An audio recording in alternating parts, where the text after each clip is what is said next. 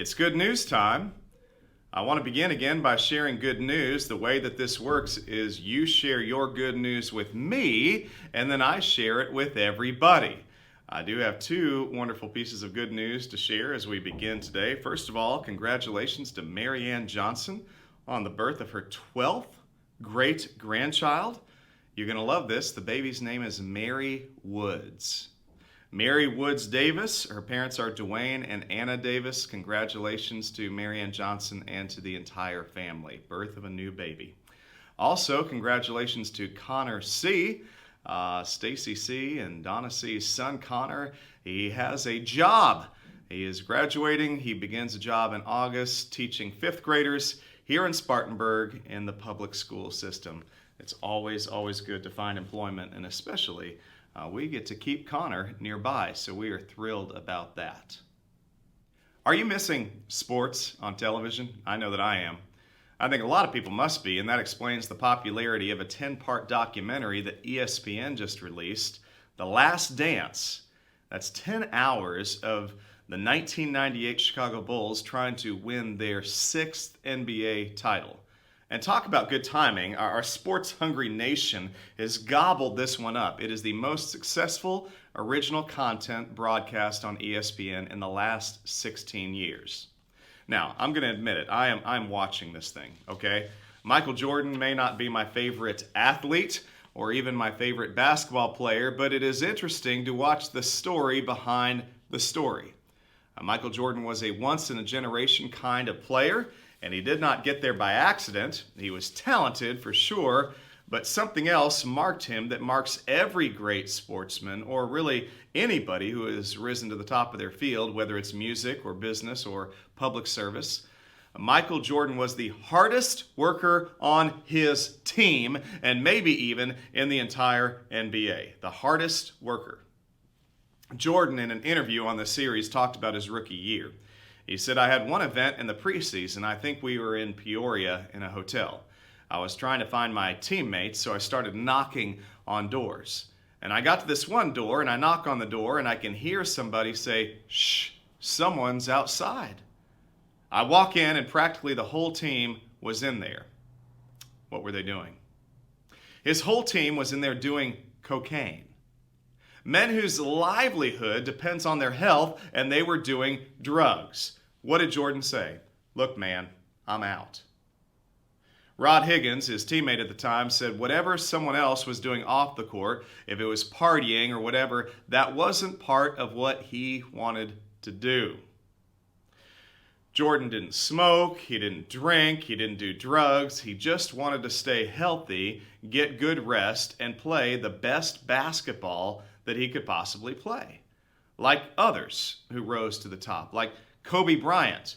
Jordan began his career as a rookie being the first guy at the gym and the last guy to leave the gym. Every time he went, he would play one-on-one with anyone who would stay and play with him.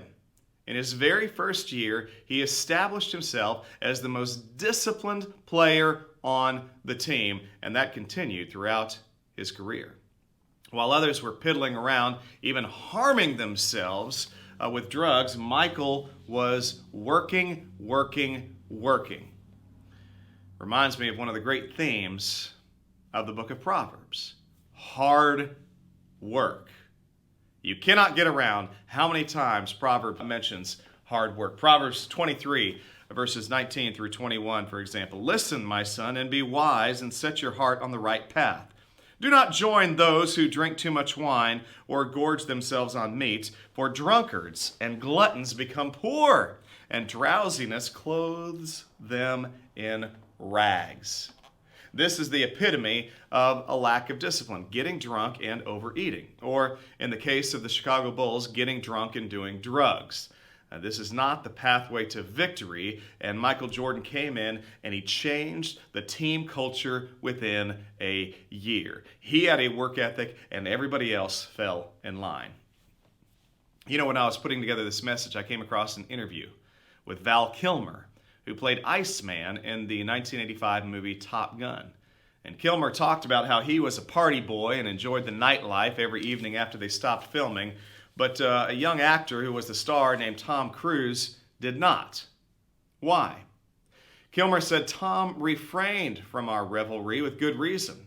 From day one, he was laser focused on a singular goal: to become the greatest action hero in the history of film. He was up nights learning lines. He spent every waking hour perfecting his stunts. His dedication was admirable. Of course, even more admirable is the fact that he achieved his goal. Tom Cruise, at 21 years old, took the gig a lot more seriously than the others did, and the time spent perfecting his performance was noticed by everyone. He rose to the top. Michael Jordan and Tom Cruise understood something about wisdom that I'm going to share with you today. And I'm going to let the cat out of the bag here real early so you know exactly where we are headed. Are you ready for this? Listen. People who work harder are more successful. People who work harder are more successful. Now, knowing where I'm headed, and then once again, I'm going to share a lot of Bible verses with you, you're probably going to have one of two reactions. You're either already turned off because a Bible study about working hard goes against your lazy, selfish nature. Or you're trying to figure out how to get your kids in here to watch this. Because even though this message is going to be jam-packed full of God's own truth, it's not going to be a popular message. It goes against the grain of human nature. This is not my opinion here. This is God's truth. God is speaking here about how life works, and it has been proven over and over the past 6,000 years. We could be successful we could wish we could be successful by doing the bare minimum, but that's not how life works. God tells us, wisdom tells us otherwise. Now, once again, I'm going to run through a number of verses in Proverbs, drawing conclusions about hard work as I go. And these are basically all the verses that speak to the subject. I've grouped them by lessons. There is a consistent contrast in this book between hardworking and lazy people. We're going to start here with the positive. We'll start with the hardworking. Here's the first point. You will be blessed by your own hard work. Proverbs 12 and verse 14. From the fruit of their lips people are filled with good things, and the work of their hands brings them reward. You will be blessed by your own hard work. Good things will come from your labor. There is a return when you work hard. Proverbs 13 and verse 4. A sluggard's appetite is never filled, but the desires of the diligent are fully satisfied.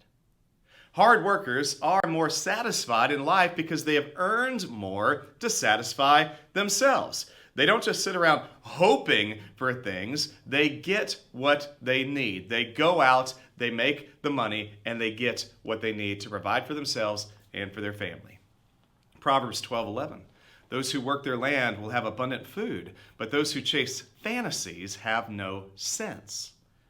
Running after fantasies, a quick profit, that's short-sighted. Abundance comes through hard work. And this same proverb is repeated in chapter 28 and verse 19.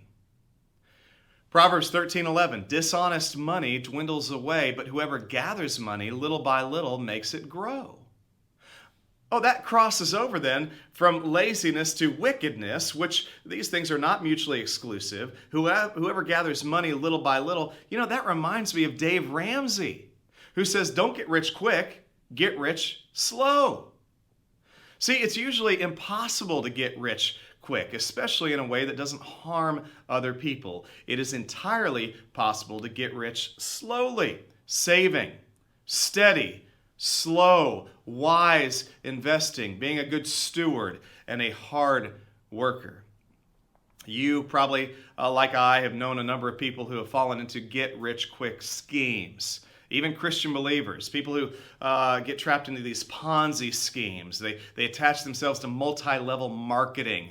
And the premise of these is that every friend that you have is a potential client, a customer. And they look at people in a different way. If you have these friends, you know what I'm talking about. Pretty soon you want to avoid them altogether because you know that when they look at you, they've got dollar signs in their eyes. You know the sad thing is they usually don't get rich quick as they thought they would. They just harm all their relationships. Okay, the next proverb again shows the contrast between the diligent and the lazy. Proverbs 15 and verse 19. The way of the sluggard is blocked with thorns, but the path of the upright is a highway. Lazy people are constantly encountering obstacles. They can't seem to get going. There's always something in their way. Diligent people plunge ahead. They don't give up. They're moving forward, always moving forward. They're singing, life is a highway. Here they go. Proverbs 12 and 27. The lazy do not roast any game, but the diligent feed on the riches of the hunt. Well, the hunters just sat up and took notice. Roasted game? Now you're talking my language. To get to the point where you roast your game, that means you have made a plan and you have caught your game, and then you have prepared a fire on which to cook it. The lazy don't roast their game because they don't see any projects through to completion. They may have plans, but their plans are only pipe dreams. Their lives are filled with could-haves and should-haves, unfinished projects. Okay, this one is one of my favorites. This one makes me laugh. Proverbs 22 and verse 13. The sluggard says, there's a lion outside. I'll be killed in the public square. Most interpreters of this proverb have come to the same conclusion. There really isn't a lion in the public square. The odds of this are very, very slim. The lazy person is just going to make any excuse not to work. I might be eaten by a lion. By the way, that same proverb is repeated in chapter 26 and verse 13. Excuses. Proverbs 31 and verse 27. She watches over the affairs of her household and does not eat the bread of idleness. You know, Proverbs 31, really the entire chapter is about the ideal woman, and it's a tribute to diligence. She is a hard worker, and she is commended. You will be blessed by your own hard work. So will your family. Okay, second point. Again, a positive one. Your work ethic determines your future. Proverbs 6 and verses 6 through 11. Go to the ant, you sluggard. Consider its ways and be wise. It has no commander, no overseer or ruler, yet it stores provisions in summer and gathers its food at harvest. How long will you lie there, you sluggard? When will you get up from your sleep? A little sleep, a little slumber, a little folding of the hands to rest, and poverty will come on you like a thief, and scarcity like an armed man. Your work ethic determines your future. I mean, here's an example from nature, a lowly example. An ant. And yet the ant is a worker, organized, cooperative, industrious. If the ants have figured it out, why haven't you? The sluggard, the lazy person, is rebuked in these verses. Proverbs 12:24, diligent hands will rule, but laziness ends in forced labor. What happens to hard workers? They experience success and advancement. To put it another way, the diligent rise while the lazy sink to the bottom. Proverbs 10, verses 4 and 5. Lazy hands make for poverty, but diligent hands bring wealth. He who gathers crops in summer is a prudent son, but he who sleeps during harvest is a disgraceful son. You know, in nearly every chapter of Proverbs, wealth is directly connected to diligence. And the flip side, financial ruin is tied to laziness. This is how life works. Proverbs 14 and verse 23, all hard work brings a profit, but mere talk leads only to poverty. When all is said and done, there's a whole lot more said than done. Wealth and success favor the doers, not the sitters. Proverbs 21:5, the plans of the diligent lead to profit as surely as haste leads to poverty. Patience and planning lead to prosperity. Or, as I've often repeated to my own children, luck favors the prepared. My daughter Sage plays soccer. And during this time of quarantine, her coaches have encouraged all of the team members to continue conditioning, to work out on their own, to develop their skills. They want them to stay healthy and prepared because they might get to finish out their season in June. And the coaches don't want the kids to turn into sloths, okay? If Sage is feeling a little slack, what she'll do is she'll compare herself to the weaker players on her team. But I tell her, don't compare yourself to others. But if you do, compare yourself to the best and not the worst. See, we can make ourselves feel real good by comparing ourselves to weak people we know, lazy people, to the underachievers. But if we take a moment and we compare ourselves to the best on our team, the best at our school, the best at our work, the best in our chosen field, well, then we've got some work to do. Olympic swimmer Michael Phelps said, if you want to be the best, you have to be willing to do things that other people aren't willing to do.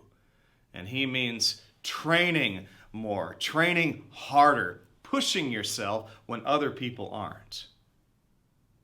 Proverbs 21, verses 25 and 26. The craving of a sluggard will be the death of him, because his hands refuse to work. All day long he craves for more, but the righteous give without sparing. Living in a world of wishful thinking and not working never ends well. In this case, it's the death of him. The righteous may give generously, but they can't fix lazy. Proverbs 22:29. Do you see someone skilled in their work? They will serve before kings. They will not serve before officials of low rank. This describes good workmanship. Someone who takes time and effort to hone their craft, they will be exalted. They will be appreciated. The cream rises to the top. Proverbs 27, verses 23 through 27. Be sure you know the condition of your flocks. Give careful attention to your herds. For riches do not endure forever, and a crown is not secure for all generations. When the hay is removed and new growth appears, and the grass from the hills is gathered in, the lambs will provide you with clothing, and the goats with the price of a field. You will have plenty of goat's milk to feed your family, and to nourish your female servants. Now, these verses are about the preservation of income. Don't get hung up on the details, okay? The point is, if riches don't last, then you better plan ahead. Take care of your future self. Invest wisely. Make good decisions now. We all have regrets in life. One of my regrets is not working harder in high school. Good grades came easy to me, and there were times when I coasted. And especially when I was a senior, as that senioritis got to me, and I was just biding my time until graduation. And then it hit me like a ton of bricks my first semester in college. I suddenly had to work hard in order to get good grades. I mean, I got to freshman physics, and it beat me like a rented mule.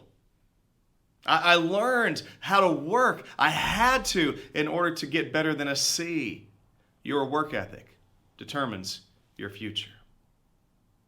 Okay, here's the third point, and here's where we get to the contrast. Lazy people aggravate others. Proverbs 10:26, as vinegar to the teeth and smoke to the eyes, so are sluggards to those who send them. I don't have any experience with the first simile, vinegar to the teeth, but I do have personal experience with smoke to the eyes. It's unpleasant, it's irritating. Lazy people are aggravating to their employers.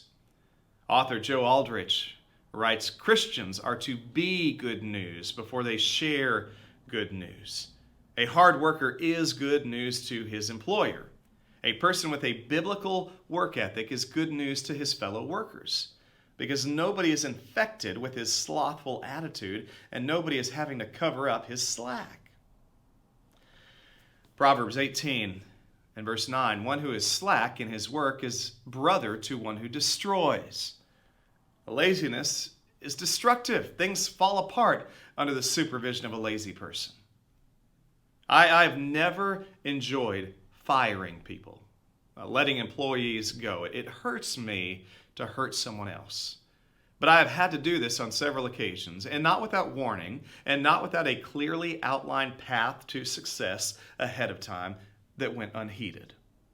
If someone is humble and teachable and hardworking, 9 out of 10 times that person will stay employed. The people that I have had to let go with a heavy heart, I had to do so because they were lazy. Lazy. Because they refused to work. Because they only did the bare minimum, and it was not enough. Lazy people aggravate others, their employers, their fellow workers, even their own families. Fourth point. Laziness leads to poverty. Proverbs 19 and verse 15, laziness brings on deep sleep, and the shiftless go hungry. Deep sleep here signifies total inactivity. It reminds me of Gilligan on Gilligan's Island. Here's a man whose favorite place was where? The hammock. The lazy can waste time like nobody's business. Proverbs 20 and verse 13, do not love sleep, or you will grow poor. Stay awake, and you will have food to spare.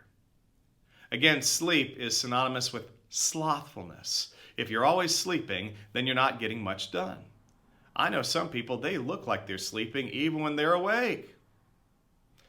I remember one guy who did a lot of sleeping in college. He lived on my hall and he slept all day, every day for the first semester of our freshman year. I was learning how to work real hard and he was sleeping. He would sleep all day and then he would spend all night playing cards in the basement with some other students. When did he go to class? When did he write his papers? When did he do his work? He didn't. And he also didn't return the second semester of his freshman year.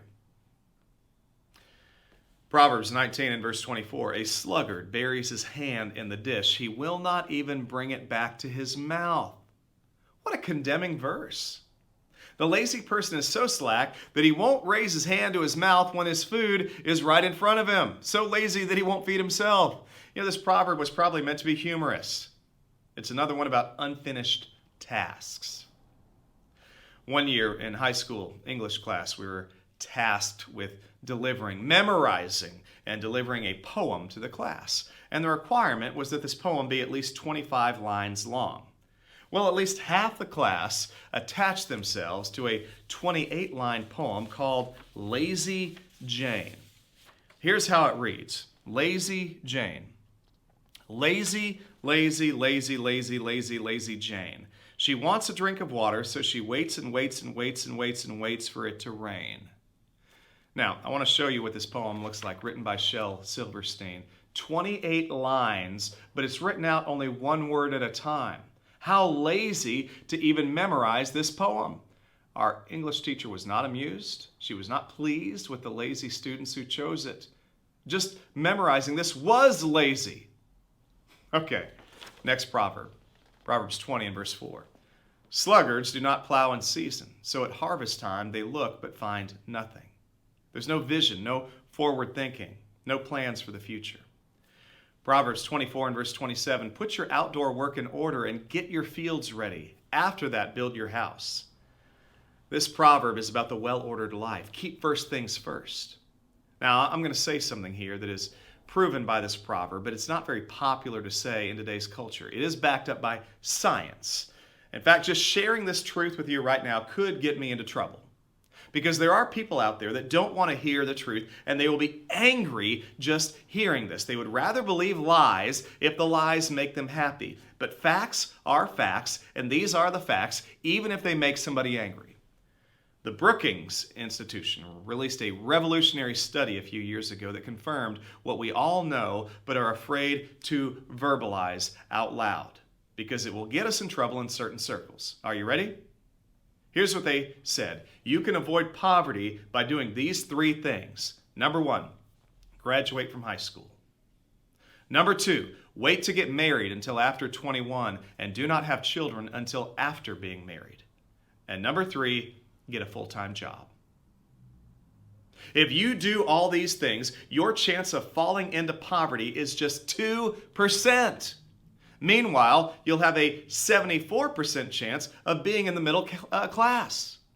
This applies to everyone, all races, all ethnic groups. If you violate these three rules, then you have a 76% chance of winding up in poverty and only a 7% chance of winding up in the middle class. Listen, this is not a religious study. This is a secular study. You say, this sounds like common sense. Common sense is not that common anymore. The well-ordered life becomes a prosperous life. If you do not order your life well, work hard, and make good decisions, you end up poor. That's the proverb. Proverbs 24 and verses 30 through 34. I went past the field of a sluggard, past the vineyard of someone who has no sense. Thorns had come up everywhere. The ground was covered with weeds, and the stone wall was in ruins. I applied my heart to what I observed, and I learned a lesson from what I saw. A little sleep, a little slumber, a little of the folding of the hands to rest, and poverty will come on you like a thief, and scarcity like an armed man. The recorder is making several observations about the person who is continually, habitually lazy. His property is in total disrepair. He's made himself poor by not working. The appetite of laborers works for them. Their hunger drives them on. That's Proverbs 16 and verse 26. We all need motivation, and hunger is a powerful motivator. You work when you have an incentive to work. Show me someone who refuses to work, and I will show you someone who is being enabled by a family member or even by the federal government. Give a man a reason to work, and he will work.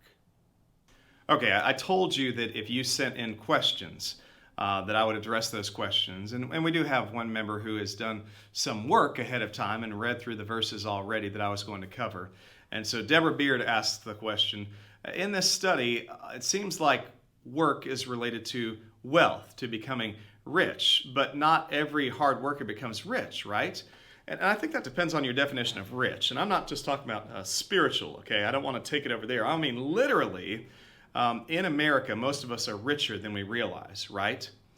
I mean, I've heard that the garbage disposals in our homes eat better than most people do in third world countries. In fact, I read about a year ago, and it has really impressed me, that we eat better on a daily basis than kings and queens even ate 100 years ago. Those who work hard have become rich. We don't think that we are rich because we are comparing ourselves to the wrong people. We are comparing ourselves to people that we consider rich. Fact of the matter is, we are very wealthy. And if I wanted to sum it up and give you a counter argument here and to answer this question, if you do not work hard, you will not become wealthy.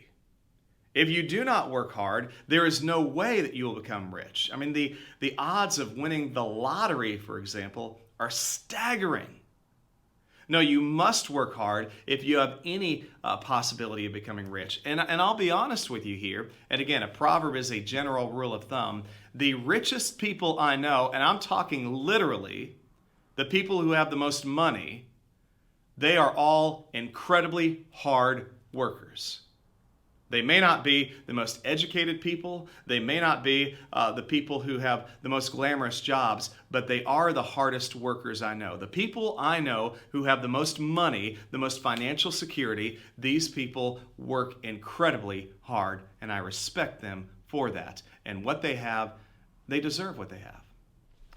So as we wrap up, there are some people, and this will shock you, who consider work a four-letter word. It's a curse word to them. They think work is bad, that it is evil, that it should be avoided at all costs. They see work as something that gets in the way of their dreams and pursuits. So what they do is they arrive at their jobs late and they leave early, and very little happens in between. And usually these people, they end up with many jobs. They don't keep jobs for very long. They might even say out loud that work is a necessary evil, and that is wrong. Biblically, that is wrong. Work is good. It is not evil. Listen, I said at the beginning of last week's introductory lesson that Proverbs talks a lot about the here and now, how to be successful on this earth. But if you want to take your mind and you want to think heavenly for one moment, think about this. When we work, and when we work hard with happy hearts, we reflect the character of God, who is the highest and greatest worker. God works. The Bible tells us in Genesis that God worked for 6 days, and then on the seventh day, he rested. Listen, when God sent his son Jesus to this earth, Jesus worked. Now, their work might be done on a much grander scale, but their activity, it is the same word used for us. They worked. God is a worker. Jesus is a worker. And we human beings, we are made in the image of God. Work is not sinful. God gave man work to do before the fall. Work is not the result of sin. Work is a blessing. It is a gift. God designed us to work. It is a gift of God, and when we embrace God's attitude for work, everything that we do that we call work becomes a joy instead of a burden. And when we take that attitude, a heavenly attitude toward earthly tasks, well, then even the place where we work can become holy ground. Let's pray together. Father, we thank you for the gift of work. And we recognize that not only does work keep us out of trouble, but it is the legitimate way to provide for legitimate needs. That you have given us a task to do, that in everything that we do, it can bring you glory. When we work with all our hearts, it can become a worship experience. You have shown us in your word over and over and over, and especially in the Book of Proverbs, that to work hard is something that benefits us. And God, we know through other parts of your word that working hard will bring you glory. We thank you for work, and we pray that we will approach our work with the right attitude, with the mindset of Christ, and that we will give you all the praise for every bit of work that you give us. We love you, and we thank you for your wisdom. In Jesus' name, amen.